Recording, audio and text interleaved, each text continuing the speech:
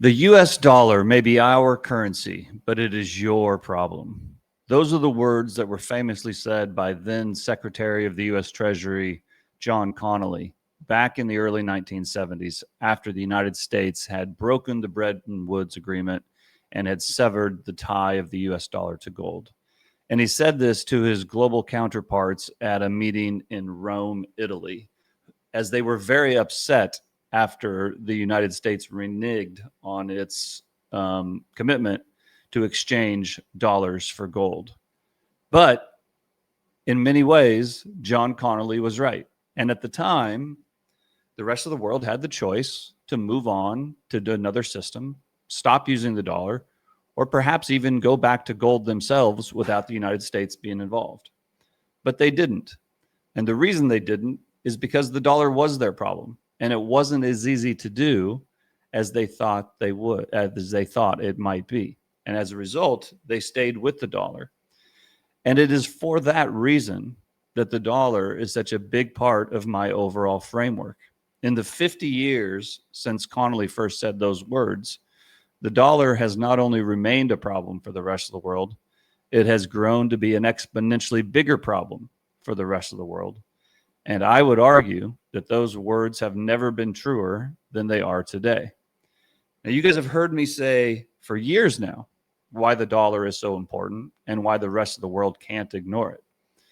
But I've been talking about it even more recently for reasons that I didn't expect to be talking about it, and for reasons that I initially missed when I first took a look at this situation.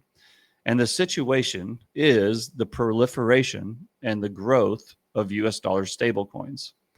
And the reason I probably missed it initially is because of the people involved in it and the firms involved in it initially, I would say, had less than stellar reputations. But over time, more entrants have come in. And over time, the United States government, on an official basis, has, for the most part, blessed their existence. And that makes a huge, huge difference. And so I've talked a lot about US dollar stablecoins recently, and I'm going to talk even more about US dollar stablecoins in the future because I think this is an incredibly big deal. And I think it is only going to get bigger and bigger. And so what we're going to do today is I was recently at the New Orleans Investment Conference where I gave an entire presentation on this topic. And so I'm going to play for you today the presentation that I gave. And this is kind of the presentation version of the report that we recently wrote on this topic. But the New Orleans Investment Conference, for those of you who don't know, it's a fantastic conference. And if you're trying to figure out, a conference to go to that has a plethora of speakers and some really good topics and just a lot of fun, this has quickly become one of my favorite conferences that I go to. So I would encourage you all to consider going. And I would also encourage you all to go to neworleansconference.com and you can register. You can still register and see all of the presentations that are put online. So, I'm going to show you my presentation today, but there's a number of other great presentations that were at the conference. And as I said, I would encourage you to go to their site and sign up and watch some of them. But before I play the presentation, what I am going to do is I'm going to highlight some of the slides and a certain section of the presentation right now, because I think it's pretty important, because I think a lot of people, and I understand why they do it, because I initially did it as well. I understand why people initially think this is not a big deal and why they initially dismiss it. But I really think you got to take a closer look at this.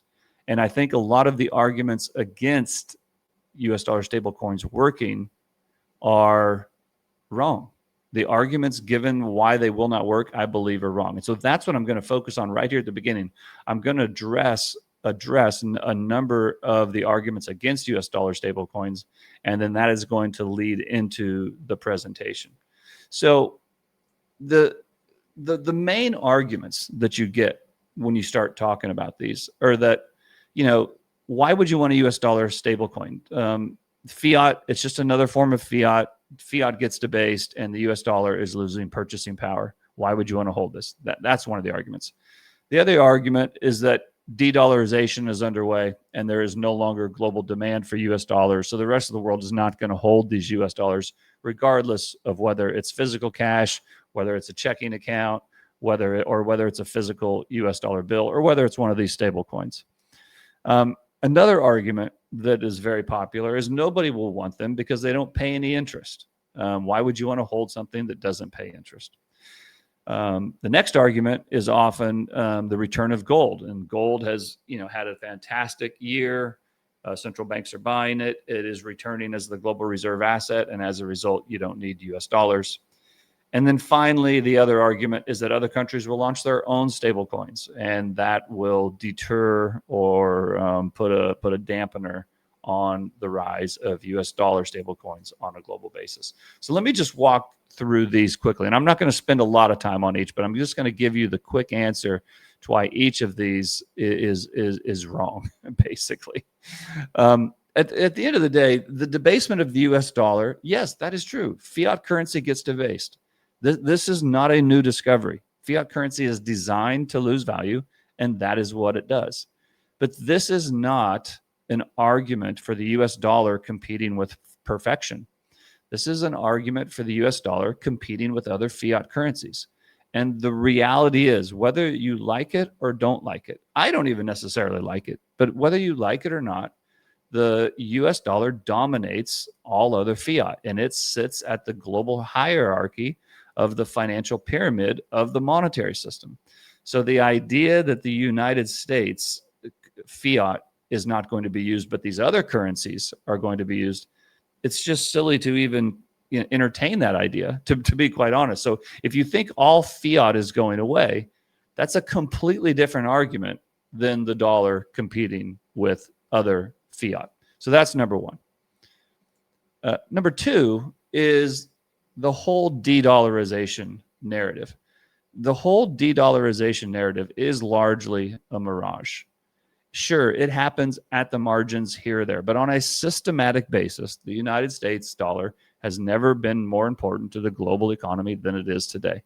The United States dollar still greatly dominates all other fiat currencies and all other payment systems, et cetera, et cetera. And there's plenty of data to back this up.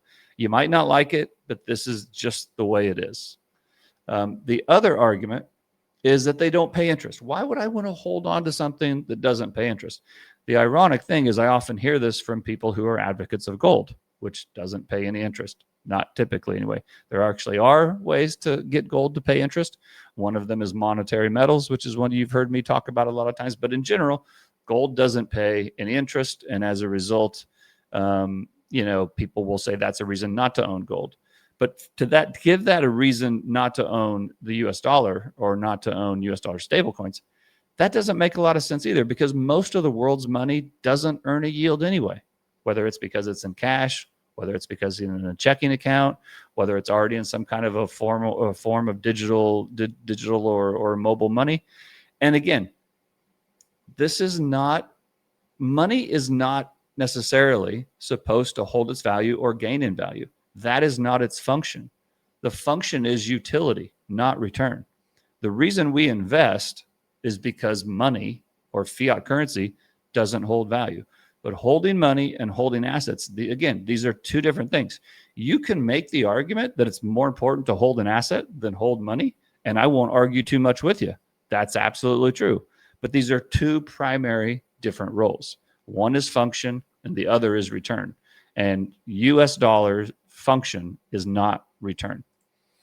The other thing is that the return of gold, right? And again, this gets back to this is not a store of value versus fiat currency argument.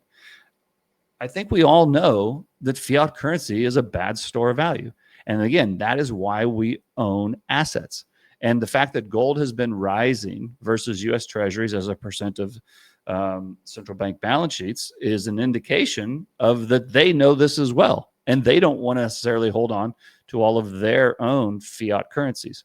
But again, this is a separate argument from the US dollar versus other fiat. And again, the US dollar versus other fiat, this is a game that has largely already been won.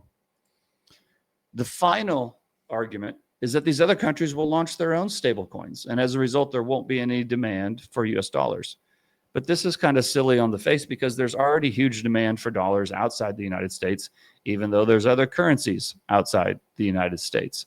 And the simple fact is, out of all the stable coins that has been issued, 99% of them are in US dollars.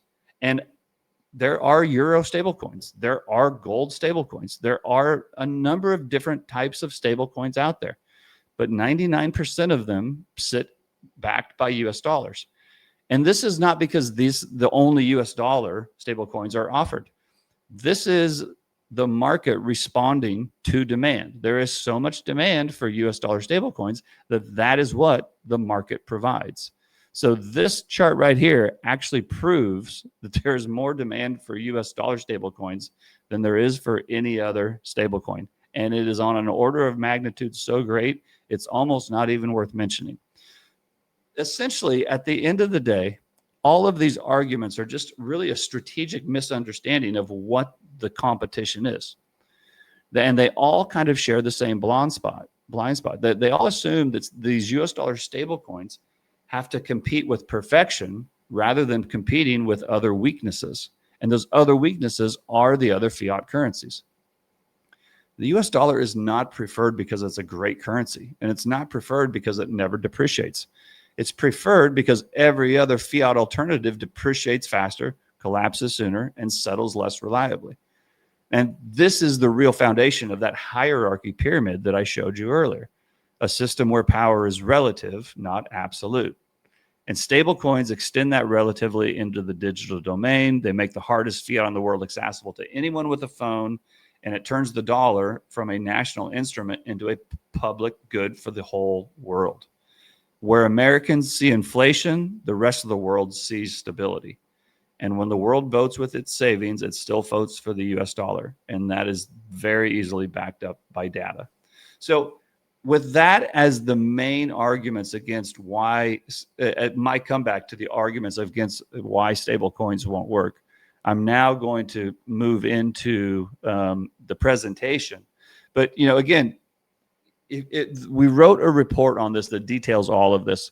If you go to santiagocapital.com, you can find this for sale on that site.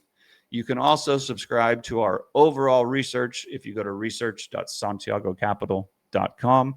And again, I would encourage you guys all to go to NewOrleansConference.com and sign up and get some of the other presentations that were at the conference. It's a great conference, and I would encourage you all to go again next year. I'll be there, and it's always a lot of fun. And I think if you ask anybody else that's attended, they will tell you it's a lot of fun and a great learning experience as well. So with all that said, I'm going to now bring up the presentation. Hopefully I can figure out how to do this, and we'll go from there. Our next speaker, as I said, is Brent Johnson. Following his talk, lunches will begin on the second floor. If you already have your ticket, please proceed. If not, you can always check in the rooms with the companies. There may be space available. After lunch, we'll meet back here at 1:45 p.m. to begin the afternoon programming. As always, please remember to bring your belongings with you. Forgot to make this announcement earlier, but if you were seated in the front row over here this morning and left something at your table, we have it for you. Just go down to the Main Street Media booth, and they have it for you. Okay. Our next speaker is Brent Johnson. Brent brings 25 years of experience in financial markets to his position as CEO of Santiago Capital, where he manages the portfolios of high net worth individuals and families via separate accounts and private funds. Brent enjoyed more than 9 years as a managing director at Baker Avenue, a $2 billion asset management manager and wealth management firm. Before joining Baker Avenue, Brent spent 9 years at Credit Suisse in the private client group. Guys, I don't know what pill Brent's been taking, but I'm pretty sure it makes you tall. So you might want to pay attention. His talk today is Our Currency, Your Problem. Please welcome Brent Johnson. Robert. Hi, everyone. How's everybody doing? Good, good. I know I'm the one keeping you from lunch, so I'll try not to take up too much time. But first, I want to thank Brian and his team for inviting me here. This has become my favorite conference to come to each year, and I've seen many of you here before, so I appreciate you guys coming back. So, Our Currency, Your Problem, I think is a very apropos title for what I want to talk about today. As everybody knows, 2025 has been a year characterized by very large moves in both gold and the dollar. One of them lower, and the other one much higher. And as I'm sure there's many gold proponents in the audience, I think you probably think that that's exactly the way it should be. Now, those of you who have never heard me speak before should know that I carry a somewhat controversial view regarding these two assets, and that is that de-dollarization is largely a myth. And I also think that despite all the dollar's faults, that it's not going to lose the global reserve currency status for a very long time. And perhaps more controversial than that is, I don't think that that's necessarily bad for gold. And in fact, I can make a pretty good argument for why it's very good for gold. And in many ways, I see gold and dollars as complementary rather than as adversarial. But having said that, I do believe at times that each one can be a headwind for the other. And as such, I think it's kind of unwise to underestimate the power of each. And it's my opinion that people in the traditional financial world vastly underestimate the power and potential that gold could play in the years ahead. And simultaneously, I believe many in the gold world, vastly underestimate the staying power of fiat currency. And instead, year after year, predict the dollar's imminent demise. These arguments are not new. The same arguments of its inevitable demise have been around for 50 years since the United States first left the gold standard and broke the Bretton Woods system. At the time, much of the rest of the world was very upset with the U.S. for doing this, which prompted then Secretary of the Treasury John Connelly to say, "The dollar may be our currency, but it's your problem." And it's my argument that those words have never been more true than they are today. I believe that not only is the dollar not on the verge of its imminent demise, but that a combination of technological innovation and legislation are the precursors to the reinforcement of the dollar as the global reserve currency. In other words, while the rest of the world may be discussing plans on how they're going to leave the system and storm the castle, the United States is actively increasing the size of the moat and building the tower walls higher than they ever have before. And we just wrote a 30-page paper titled Empire by Code, which lays this all out in more detail. But that's what this presentation today is going to be based on. This is all related to the Genius Act. And if you haven't heard of it, this was signed into law a few months ago. And typically when I see the name of a new law that has been passed, my first reaction is to laugh, because it's usually the exact opposite of what the name of the law implies. But not this time. Having thought about it for a long time, I think in this case, the name is actually appropriate. Because once you understand the possibilities that are laid out as a result, it really is genius. Now, after I tell you about how it works, you may think it's evil genius or Machiavellian genius, but I'll leave it to you guys to decide which is which. But I do think it is a very big deal. Famed military strategist Karl von Clausewitz once wrote, "I shall proceed from the simple to the complex, but in war, more than in any other subject, we must begin by looking at the nature of the whole. For here, more than anywhere else, the part and the whole must always be thought of together." And I think that's a perfect way to start this conversation and this presentation, because I don't think that this only applies to war. I think it also applies to money. And to understand either, one must study the whole, not just its fragments. So in the slides that follow, I'm going to talk about several different parts. The nature of money, the Eurodollar system, the Swift network, the Genius Act, and the subsequent rise of stablecoins. And while each of those sections, I could probably do an hour presentation on each, we just don't have time to do that today. But what is more important than each of those sections is how it is considered as an expression of the overall system. The details matter, but the overall structure matters even more. Because what is emerging is not just a new currency system, but in my opinion, a new form of control. And make no mistake, something seriously profound is shifting in the architecture of the global monetary system. Code and ledgers are no longer just symbols of rebellion against the state. They are now being co-opted by the state and becoming extensions of the state. And the very tools that were once imagined to escape central authority are now being absorbed by the most powerful monetary authority that's ever existed. And through these digital tokens that settle in real time and travel across borders without friction, the United States may be transforming the architecture of the monetary system itself. And from a financial perspective anyway, much of the story of the past century has been one of tension between state power and individual rights and individual choice, especially when it comes to monetary architecture.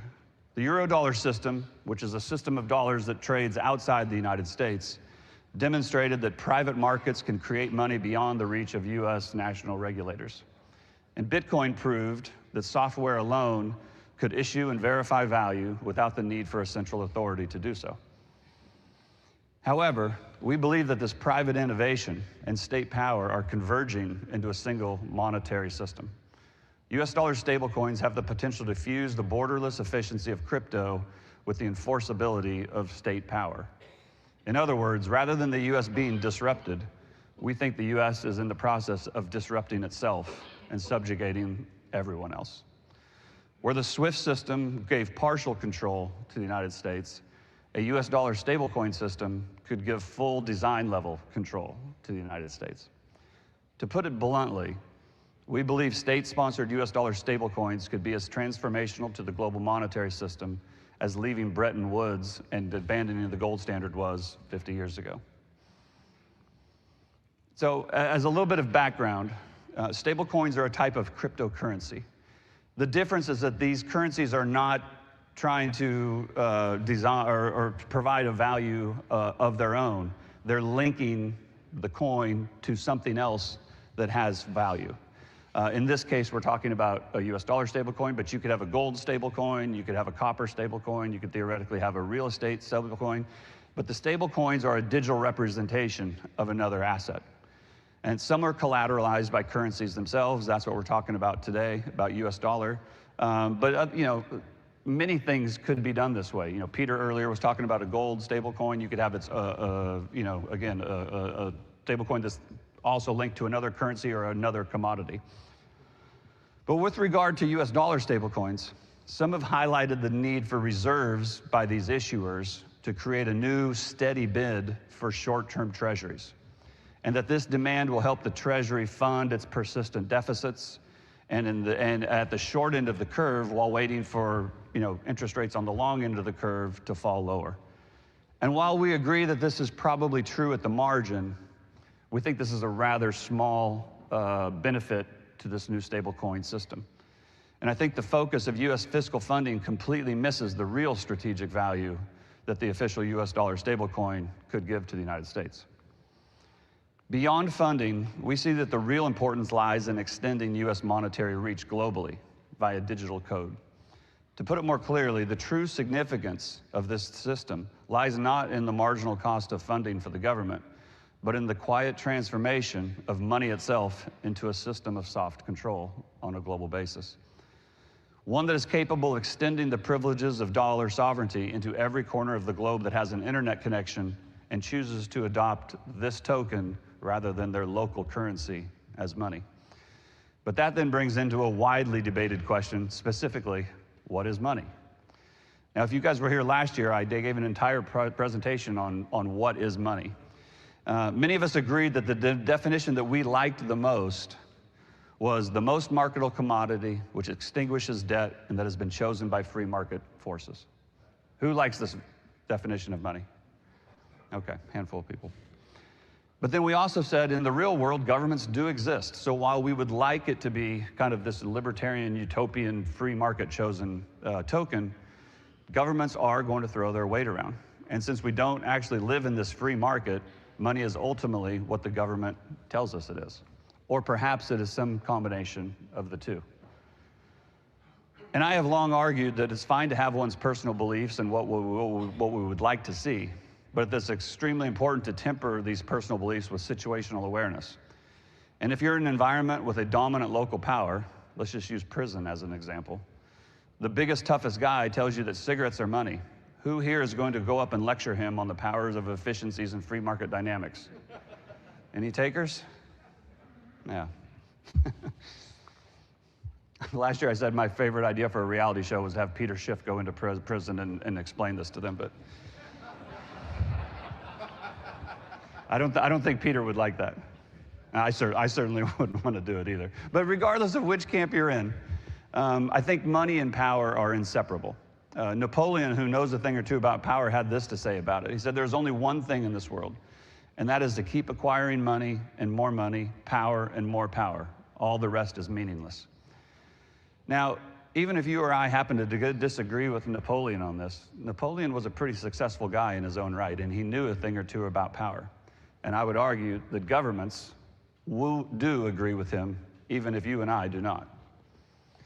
In any case, I think money has this duality to it that reflects these two forces, the sovereign's claim for tribute and the market's choice of liquidity. But regardless of whether money is initially emerged as an expression of the free market or if it was created as a tool of the king, it's important to understand that in our world today, money has been co-opted by the powers that be into a form of control. The original matrix, as I refer to it. And it is this form of control that is extremely important to understand, especially as we move forward in time and as technology increases. Because the power of seigniorage is the greatest weapon that is handed to a sovereign. And seigniorage, is the lack for a better word, is the power to print money. It's like holding the ring of power if you're a J.R.R. Tolkien fan. And to have that ability on a global basis is the dream of every power-hungry politician that has ever walked the earth. Because global seigniorage grants the issue the power and influence over the entire world. Maybe not perfect control, but strong control. And while states may define units of account, markets will ultimately decide what instruments that they trust. And if local markets start to adopt a private or foreign form of money, the local state's authority begins to erode very quickly. Stablecoins have the potential to merge these two definitions, marrying market preference with sovereign backing and sovereign control. And this is where understanding of sovereignty comes into place. To be sovereign is ultimately to have ultimate power and to be beholden to no one. It's about absolute control, free of any influence whatsoever.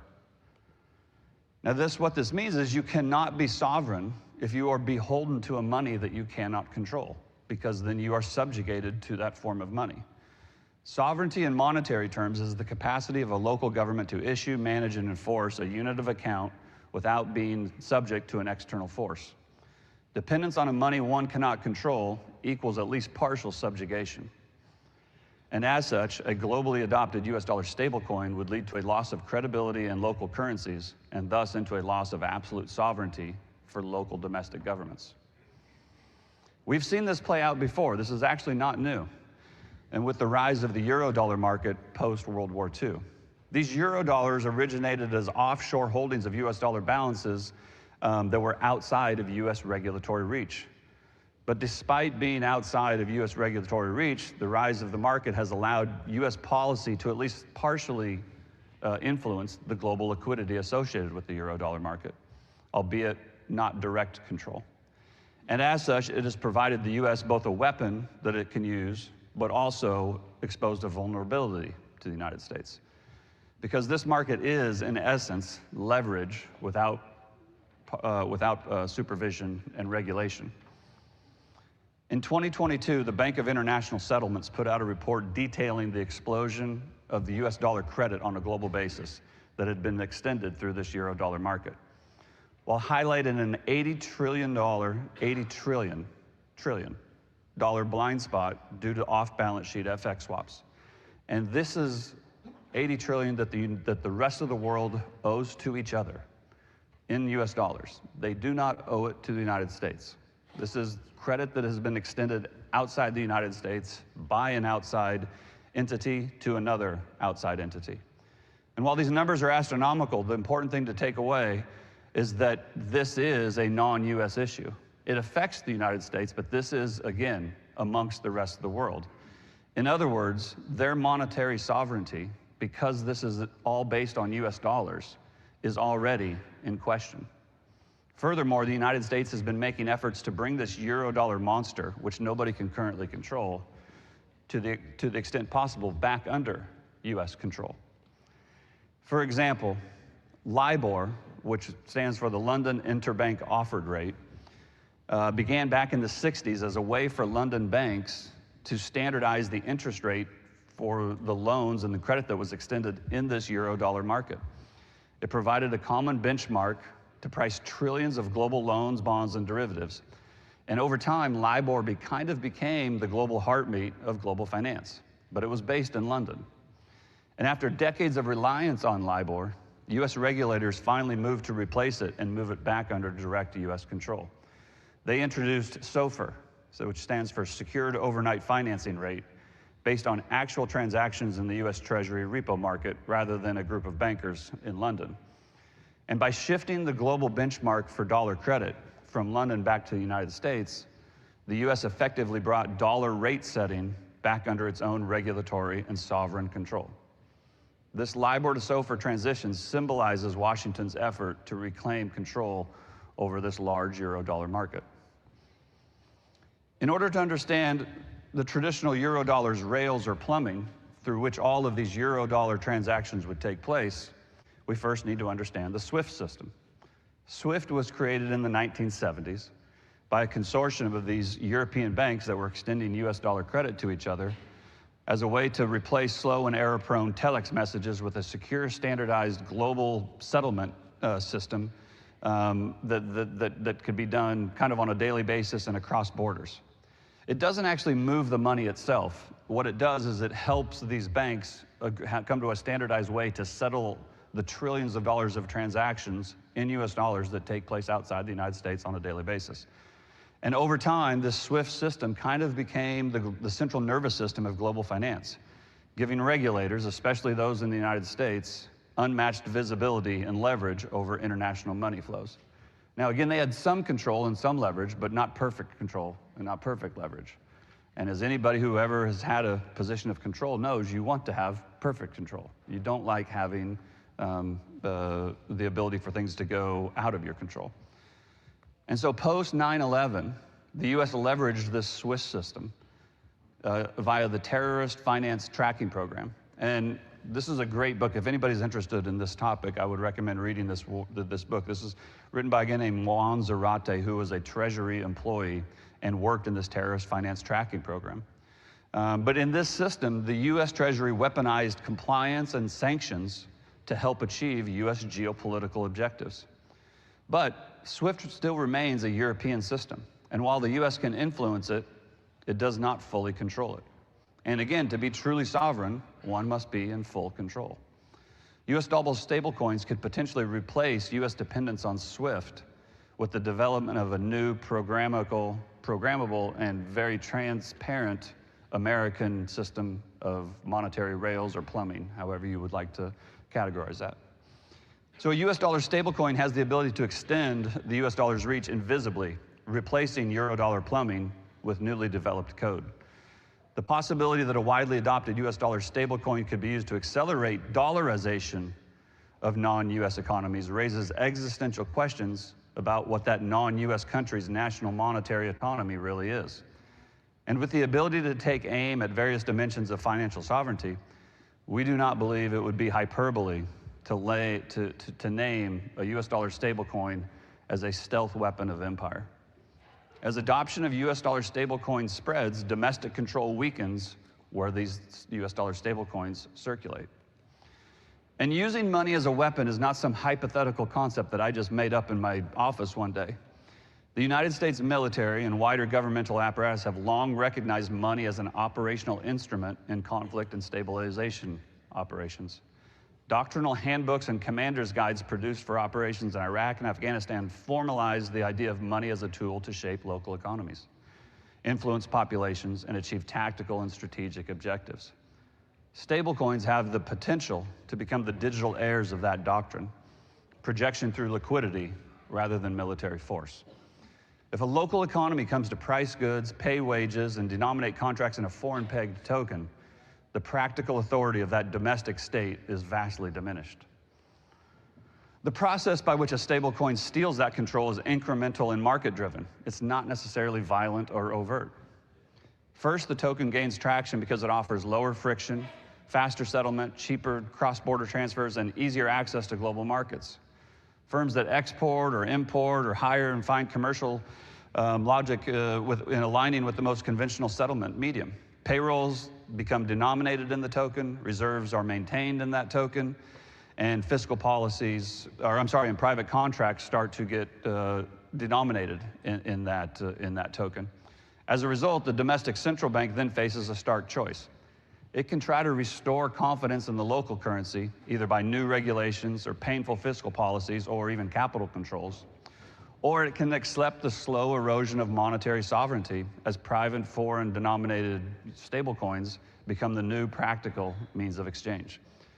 And the military lineage of money as a weapon matters because it demonstrates the conceptual continuity between on-the-ground financial operations and the broader idea of money as a leverage in geopolitics.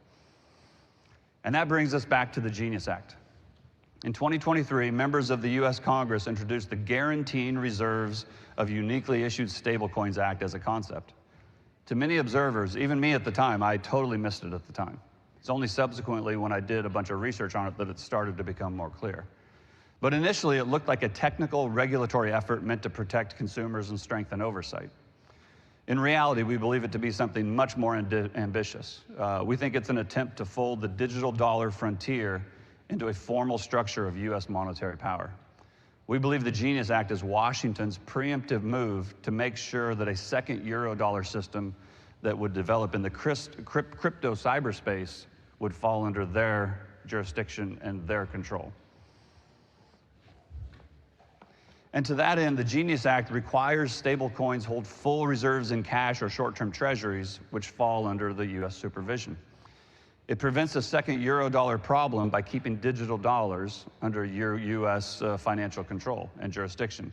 And it transforms private software innovation into a state-sanctioned monetary system. And it codifies monetary hegemony through regulation and private consent rather than through military conquest. By drawing digital dollars back within the perimeter of US jurisdiction, the Act ensures that even as technology evolves, the fundamental architecture of monetary hierarchy remains intact and favors the US dollar versus other fiat. And this is where the debate over stablecoin is not merely technical or regulatory. It's about the future of monetary sovereignty and the distribution of economic power on a global basis. The end user does not need to understand monetary authority to use this. They only need to see that their digital dollar that they can hold on their phone maintains better value and does not lose value overnight the way their local currency does. And despite the popular de-dollarization myth that is often, put out as popular narrative, evidence clearly shows a world still very hungry to hold US dollar balances. Stablecoins can also provide dollar access to globally unbanked and inflation-scarred populations. Dollars already circulate widely in nations like Argentina, Turkey, Nigeria, et cetera, et cetera. And 99% of stablecoins that are already in issuance are already tied to the United States dollar. And history shows currencies that begin to fail are often precede the political failure of the government in those jurisdictions as well. So digital stablecoins give populations in these other foreign jurisdictions that have unstable currencies an instant escape valve from these local currencies. In the old days, they had to take their physical domestic currency and go down to some local market or money changer and find US dollars on the black market. And when they would have to do that, not only would they be selling their dramatically devalued local currencies, but the spread they would have to pay to get dollars was pretty wide.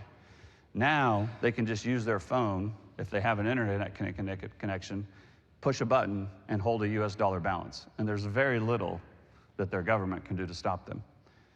So this has the potential to accelerate the loss of local sovereignty if and when these currency crises break out. So essentially, this is why the geopolitical implications of US dollar stablecoins exceed their financial ones. And this is why I don't think funding of the US government is the primary benefit from these existing. The rise of programmable dollar-based tokens is not a question of technology or convenience. It's the creation of a parallel monetary order that extends American influence through voluntary adoption. By meeting the world's hunger for a more stable value than their local currency, the United States can project power more effectively than they could through sanctions or military deployment. Now, there are, of course, going to be arguments against this view, and that they will say it will never work. And the reality is, though, is every strategic innovation has faced a chorus of doubt. The same has been true for every major transformation in the global monetary order of the past. And critics of a US dollar stablecoin framework argue that such a system cannot endure, that de-dollarization, foreign competition, and investor apathy will prevent this from spreading. And I think these arguments are worth addressing directly, not because they're without merit, but because they misunderstand what kind of contest this really is. This is not a struggle between fiat and hard money. It's not a competition between dollars and gold. It's a competition between fiat, and one of them has already won this battle. Much has been written about de-dollarization, from oil contracts settled in yuan to regional payments promoted by the BRICS countries. The narrative suggests that the world is moving away from the dollar. And while the efforts do exist, these efforts have largely fallen short of any meaningful substitution on any kind of scale.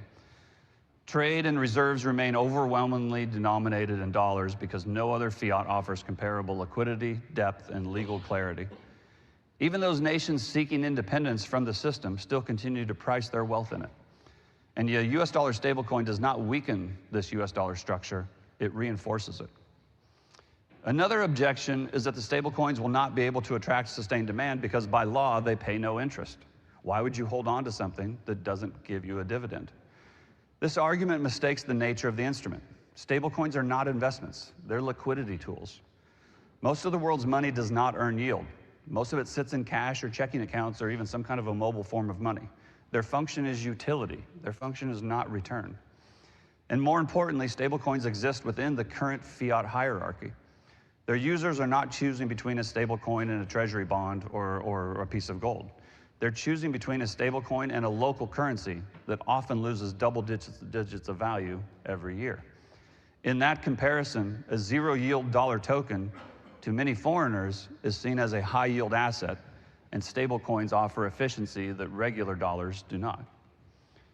Another argument against stablecoins centers around gold, and that central banks, they have indeed been buying gold, right? And the share of reserves sitting in gold have risen, while the amount of reserves sitting in fixed income and treasuries has fallen.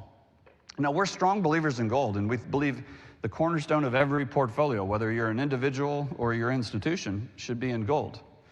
But that's a completely different argument. Again, US dollar stablecoins are not competing against perfection. They're competing against other fiat that is dramatically flawed. And a final critique offers that other nations will issue their own stablecoins and thereby erode US dominance. China's digital yuan, the European euro, digital euro, and numerous smaller CBD projects have all been announced, to varying degrees over the last 5 or 10 years. Yet the emergence of a competitor does not equal parity. The global currency hierarchy is not flat, it is gravitational, and it strongly favors the US dollar. And a currency's digital form cannot transcend the strength or weakness of the economy or fiat currency that is behind it. This remains a fiat versus fiat contest, and most fiat systems outside the United States still rely on dollar-denominated assets for credibility. A digital yuan is still a yuan, subject to Beijing's capital controls. A digital euro is still a euro, bound by the political compromise of the European Union. A US dollar stablecoin, by contrast, would be anchored to the deepest collateral market in the world and the most credible legal framework in finance. It is also already directly linked to the Eurodollar market, through which many of these countries already have exposure, which the world chose as its international form of money decades ago, much to many people's chagrin. Competing stablecoins may circle regionally. I would expect them to, and I would expect countries to kind of fight back. But they will orbit the same dominant center of the US dollar as the current fiat world does. Not to mention the fact that 99% of all stablecoins are already anchored to the US dollar.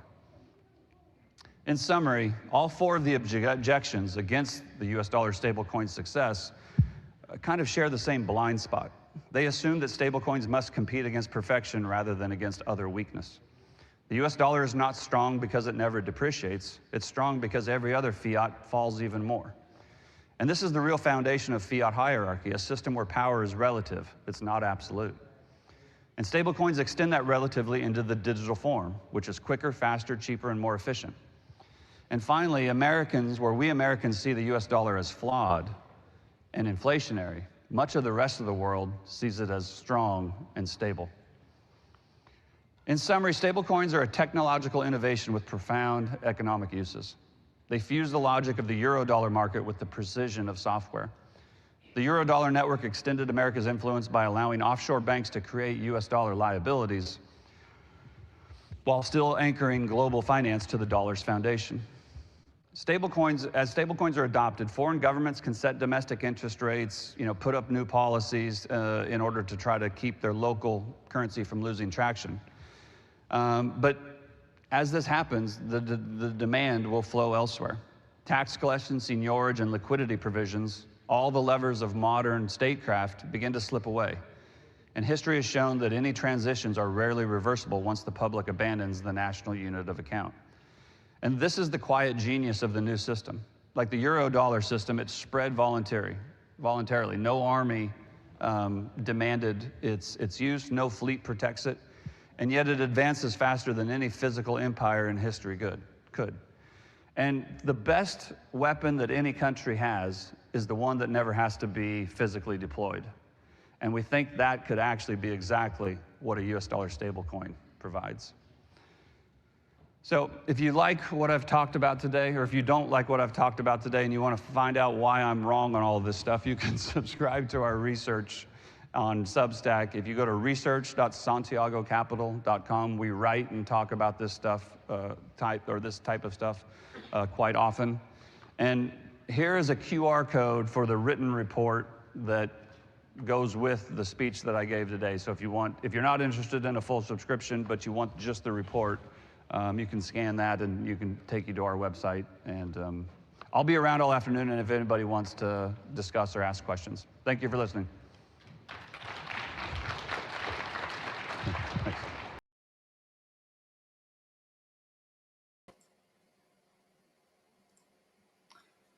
Okay, guys, I hope you enjoyed that. And that's it for this week. We'll be back again next week. I hope you all have a good one, and we'll catch up then. Bye.